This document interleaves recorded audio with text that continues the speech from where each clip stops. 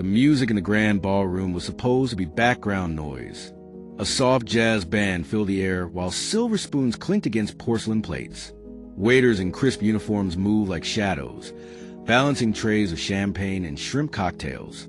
But one man noticed something no one else did. From his gold-trimmed seat at the head of the table, Robert Whitmore, a billionaire real estate tycoon, looked up just in time to see it.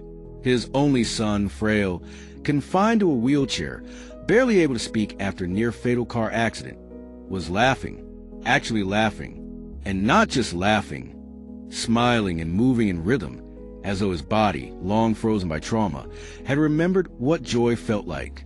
The cause? A waitress, a young black waitress in a simple black uniform, who had stepped out of line. She wasn't serving hors d'oeuvres, wasn't topping off glasses. Instead, she was holding his son's hands, swaying gently with him, moving her feet in a soft dance as though the world had disappeared. The billionaire's jaw tightened. He was a man of order, rules, and respect. Nobody touched his son. Nobody broke the careful routines doctors demanded. Nobody until her. And that moment changed everything. Her name was Naomi Carter, 24 years old, working double shifts at the Crescent Hotel just to keep up with rent. Life had not been kind. Her father had been wrongfully imprisoned when she was 8. Her mother battled diabetes, and Naomi had grown up faster than any child should. To most guests, she was invisible. Another uniform, another hand serving drinks. But Robert's son, Ethan, saw her. That night, Naomi noticed Ethan sitting alone by the corner, while wealthy elites toasted to investments and power. His hands trembled on the wheelchair armrest, his eyes darted around, as if the noise of the room was crushing him. And so she broke the rule. Naomi placed a tray down, bent to his level, and whispered, "Do you want to dance?" At first, silence, then the smallest nod. She placed his frail hands in hers, guiding him. She didn't care that other waiters shot her looks. She didn't care if she got fired. In that moment, a forgotten spark in Ethan's eyes returned. But Robert saw it differently. To him, it was chaos. A waitress daring to interfere with his son's fragile condition. What Naomi didn't know was that Robert wasn't just watching. He was investigating. Robert Whitmore wasn't simply protective. He was paranoid. After Ethan's accident, a mysterious car crash no police report ever fully explained. Robert had become consumed with control. He trusted no one. Caregivers rotated in and out because he suspected everyone of negligence. Even the doctors feared his rage.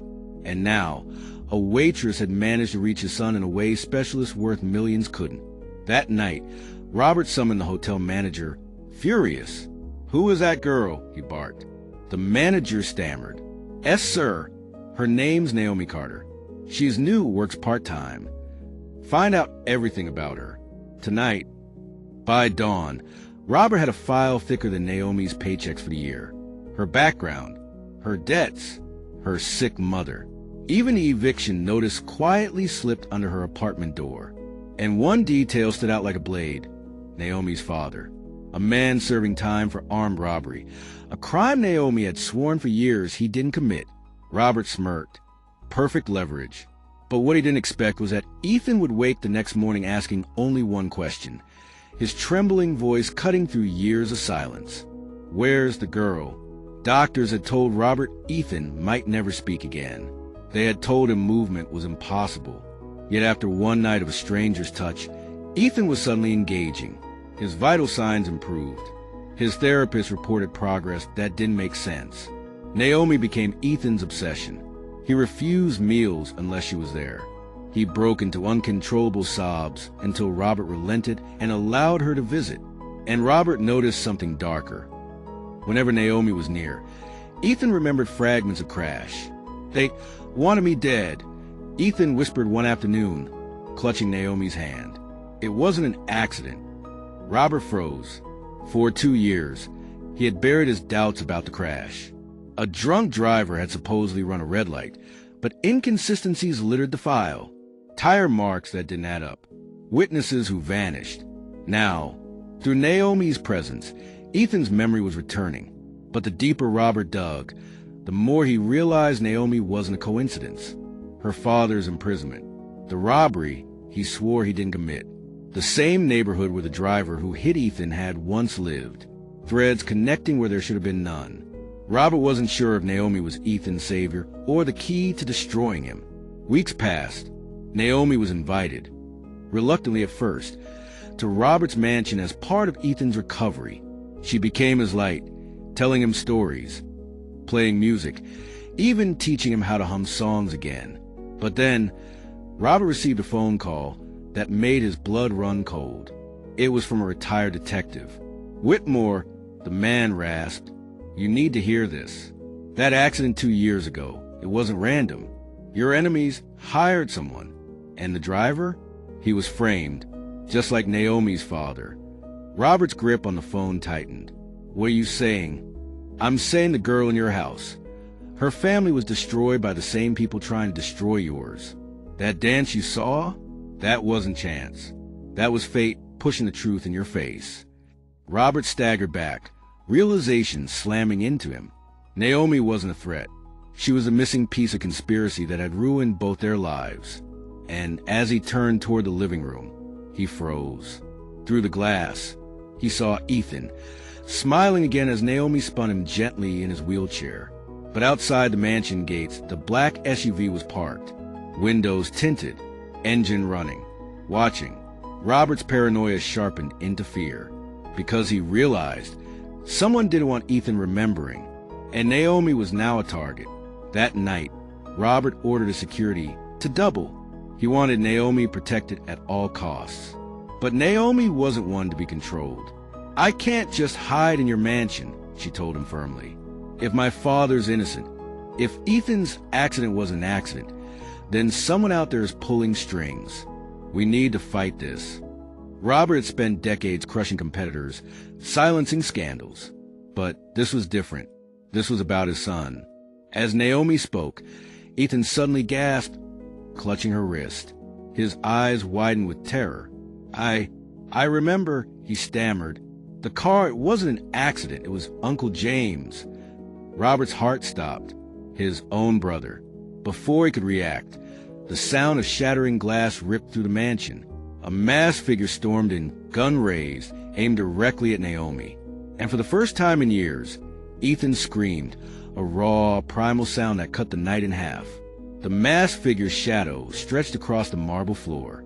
The glittering chandelier overhead shook as if it sensed the violence to come. Robert froze.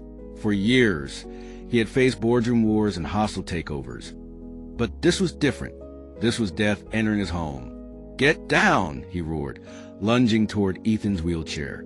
Naomi didn't move away. She moved closer. In one motion, she shoved Ethan behind the sofa, placing her body between the gunman and the boy. Her heart pounded so hard she thought it would burst. The intruder's voice was low, distorted. "Give me the girl." Robert's blood chilled. They weren't after him. They weren't after Ethan. They were after Naomi. "Why her?" Robert demanded, stepping forward, rage trembling in his voice. The gunman sneered beneath his mask. "Because she's starting to remember things she shouldn't." Before Robert could speak, the gun fired. The shot echoed through the mansion like thunder. Glass shattered. Naomi fell to the ground, gasping. Ethan screamed, and Robert, for the first time in years, felt true helplessness. Blood pooled on the polished floor. Naomi clutched her shoulder, eyes wide, fighting to stay conscious. Security stormed in, tackling the gunman. But he slipped like smoke, vanishing through the broken window into the night. Sirens wailed minutes later. Paramedics rushed Naomi onto a stretcher, Ethan sobbing uncontrollably, his fragile hands reaching for hers. Don't leave me," he whispered. Naomi forced a weak smile through the pain. "I'm not going anywhere." Robert rode with her in the ambulance. For the first time in years, the billionaire who had always been in control now felt powerless. Naomi was bleeding because of him, because of Ethan, because of secrets buried too long. At the hospital, doctors worked quickly. The bullet had missed her heart by inches. By dawn, she was stable. But Robert's mind wasn't. He stayed in the waiting room, staring at his trembling hands. The masked intruder's words replayed in his head. She's starting to remember things she shouldn't. What did Naomi know? What had she seen? And why did Ethan name his own uncle as the man behind the crash? Robert's brother, James Whitmore, had always been the charming one, the man who smiled for cameras, shook hands at fundraisers, whispered in senators' ears. But behind closed doors, James had been ruthless, always jealous of Robert's success, always craving more. Now Robert wondered, had James gone beyond rivalry? He confronted him in his penthouse office, rage trembling beneath every word. "You tried to kill my son." James looked up calmly from his whiskey glass. "That's a hell of an accusation, brother." Ethan's words echoed in Robert's mind. It was Uncle James. Robert slammed a photo on the desk, security footage from outside the hospital the night Naomi was shot. The black SUV parked near the mansion gates belonged to a shell company, one that James secretly controlled. James didn't flinch. He only smirked. "You've gotten sloppy, Robert. Letting a waitress into your house? Letting her stir up old wounds? You should have let Ethan's accident stay an accident." Robert's voice dropped to a growl. "Why? Why hurt him?" James's smile faded. His tone turned venomous. "Because you never deserved any of this. The fortune, the legacy. You were supposed to fall, and I was supposed to rise. But then your crippled son survived that crash. And the girl? She's dangerous. Her father's case is tied to mine. If she keeps digging, both our empires crumble." Robert staggered back, realization crashing over him. James hadn't just tried to kill Ethan. He had orchestrated Naomi's father's wrongful conviction years earlier to cover up his own crimes. Naomi's family and his own had been entangled in the same web of corruption, and the dance that brought Naomi into Ethan's life wasn't fate. It was destiny, forcing the truth to the surface. When Naomi woke, Robert was sitting at her bedside. His eyes, usually cold, calculating, now carried something foreign. Guilt. She tried to sit up, wincing. "Ethan, is he safe?" Robert nodded. "He's fine, because of you. But Naomi, there's something you need to know." He told her everything. James's jealousy, the SUV, the connection to her father's conviction. Naomi's hands trembled. "You mean my dad lost his life in prison because of your family?" Robert swallowed hard. "Because of my brother. And I didn't see it until now." Naomi's eyes burned with tears. For years, she had carried the weight of her father's name, being dragged through mud. Now, sitting across from one of the richest men in the country, she realized the truth. The same power that destroyed her family had nearly destroyed Ethan's. But Robert wasn't finished. "There's a file," he said, "buried in James's archives. It has everything: payoffs, forged evidence, false witnesses. It could free your father." Naomi's chest tightened. For so long she had begged for justice. And now, the key was in the hands of the man she should hate most. Robert leaned forward. "But if we go after him, Naomi, we both become targets. And this time, James won't miss." They couldn't go to the police. James had them in his pocket. Lawyers? Bought. Judges? Compromised. So they made a plan. Naomi would return to work as if nothing had happened, keeping a low profile. Robert would use his resources to dig deeper into James's accounts, tracing the shell companies, the offshore wires, the hidden connections. And Ethan, fragile but determined, insisted he play a role. "I remember more," he whispered one evening. "The crash, there were 2 cars. Not one. James was in the second. He made sure I wouldn't survive." His words became the final piece of the puzzle. Naomi squeezed his hand. "Then we exposed them together." But James wasn't idle. He watched. He waited. And when Naomi returned to the hotel for her next shift, she felt eyes following her. A note slipped into her pocket read, "Stop digging or your mother's next." Naomi raced home that night, only to find the door wide open. Her mother's wheelchair sat overturned in the living room. The phone lay smashed on the floor. Naomi's scream echoed into the night. On the table was a single envelope. Inside, a photo. Her mother bound and terrified, and scrawled in red ink, trade her for file. Naomi collapsed to her knees, sobbing. The cost of truth had finally reached her doorstep. When Robert arrived, she attacked him with words sharper than knives. This is your fault. If I'd never danced with Ethan, none of this would have happened. Robert stood silent, guilt crushing him. Then he did something Naomi never expected. He knelt, and for the first time, the untouchable billionaire begged, "I swear to you, Naomi, I will fix this. I will save your mother. I will clear your father's name. And I will burn my own brother to the ground if I have to." The exchange was set in an abandoned warehouse by the docks. James stood in the shadows, smug as ever. Naomi's mother sat bound to a chair, tears streaking her face. Armed men surrounded them. Robert arrived, holding a leather briefcase. Naomi walked beside him, her jaw clenched. Ethan, against all odds, insisted on being there too. James's smile widened. "Ah, the happy little family. Did you bring my file?" Robert lifted the briefcase. "It's all here.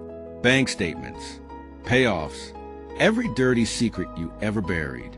But if you want it, you let her go." James laughed. "Do you think I need your charity, brother? I already have everything. This was just to remind you who really holds the power." He snapped his fingers. Two guards dragged Ethan's wheelchair forward, yanking him toward the edge of the dock. The dark water churned below. Naomi screamed. James sneered. "You see, Robert, you don't get to win. You don't get the girl saving your son. You don't get the redemption arc. You get to watch your heir drown." But he had underestimated Ethan. With trembling strength, Ethan reached into his jacket, pulling out a tiny voice recorder. "Too late, Uncle," he whispered, pressing play. James's voice echoed through the recorder. "Your crippled son survived that crash. And the girl? She's dangerous. If she keeps digging, both our empires crumble." The guards froze. Even James's smug smile faltered. Police sirens wailed outside. For once, the law wasn't in James's pocket. Robert had leaked the recording earlier that day. Chaos erupted. Shots fired. Naomi shielded her mother. Robert tackled James to the ground, rage years in the making exploding into his fists. By dawn, James Whitmore was in handcuffs, and Naomi's mother was free.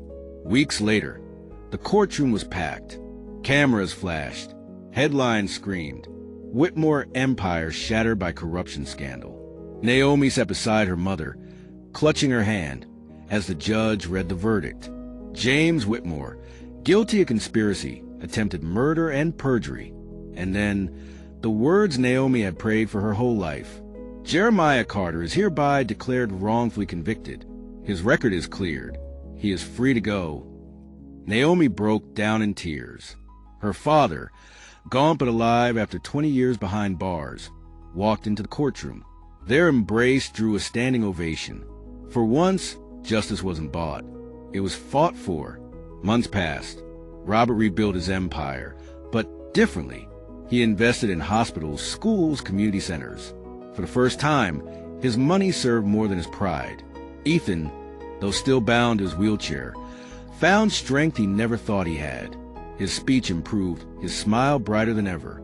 And Naomi? She no longer served tables. She became the director of a foundation dedicated to helping families of the wrongfully convicted.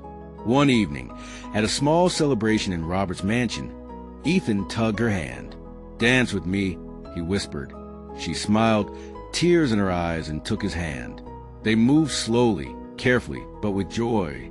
Robert watched from the corner, humbled. The girl he once saw as a threat had given him something no money ever could, a second chance at family, at redemption, at love. And he finally understood.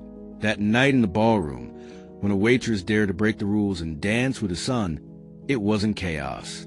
It was the beginning of everything. Subscribe for more interesting and powerful stories.